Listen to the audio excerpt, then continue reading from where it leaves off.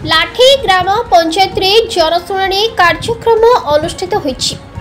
Ganjam कोकड़ाखंडी block अंतर्गत लाठीग्रामर ग्राम पंचायत कार्यालय ठारे पंचायत स्तरीय जनशुणाणी कार्यक्रम अनुष्ठित होईछि। एही कार्यक्रम रे स्थानीय सरपंच श्रीयुक्त राधामोहन सेठी,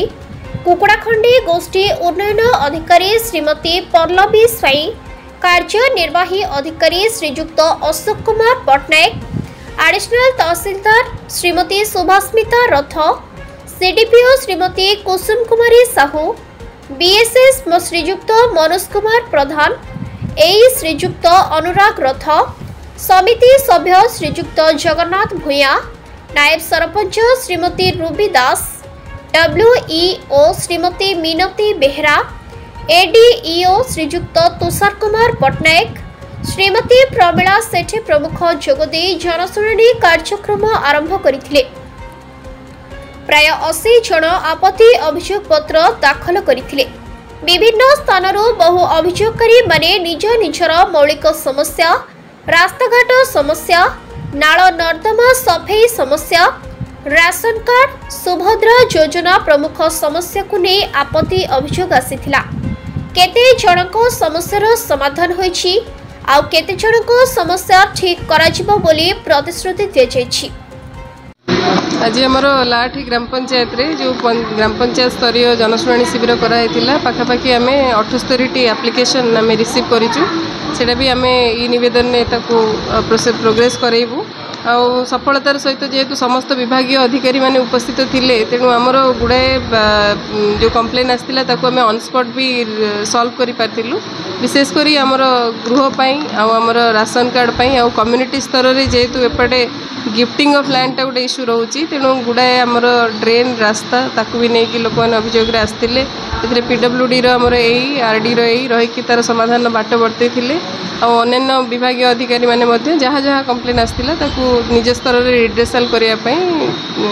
चुक्तिबद्ध होती आमर जिते जनशुणाणी जोटा आसी से निर्दिष्ट विभाग को पड़ेब आमर समाधान करने जी आमर गाइडलाइन अनुसार जी हो पार तार समाधान बाहर ना से लोक मानू जन दिहब कि आपणकर ये गाइडलाइन माध्यम रे आपण कामटी सुरखुरे हो पार इंटिमेशन जीव ग्राम पंचायत स्तर मोर आईसीडीएस तरफ कंप्लेंट रजिस्टर जो पोर्टाल में ग्रीभांस रोचे से अपलोड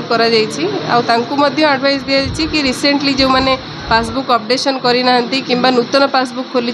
आउ थे से चेक करके पैसा आसी कि नहीं देखिए। श्रीयुक्त राधामोहन सेठी सरपंच लाठी ग्राम पंचायत आमर जिला प्रशासन तरफ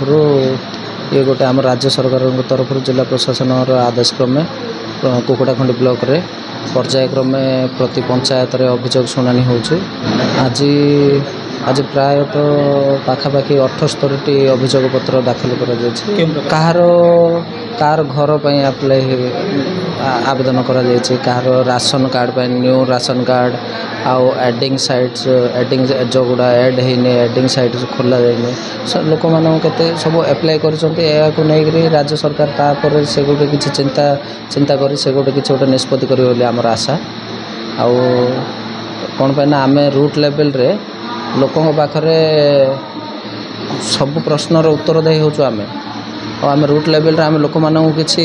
उत्तर भी रखिपारन लोक मानू बारंबार आसी राशन कार्डटे आमर होनी भत्ताटे होनी ए टाइप सब कह आम किसी आंसर भी किसी दे पारन राज्य सरकार माने आमर ब्लॉक रे हो कि जो थे भी से वैकेंसी तो थिबार अच्छे ना वैकेंसी न थाई कि तो आम क्या दे पारियानी से आज अनस्पॉट किसी आवेदन जो रही से किसी माने सॉल्व हो पारछि आउ सेगुड़ा भत्ता किसी थिला से भत्ता गोटे कि दुईटी आज अनस्पॉट सॉल्व कर जार भी एज जे आमर अंतर्गत गृह योजना भी से भी वीडियो मैडम आमर जे पंचायत एग्जीक्यूटिव ऑफिसर अच्छा भी निर्देश कर जड़े निहाती गरीब लोक से गरीब श्रेणी लोक घर को जाए देखी तार भी सॉल्व करने तार भी घर जगह देवाई गंजाम ज्योतिरंजन गौड़ रिपोर्ट संघर्ष टीवी।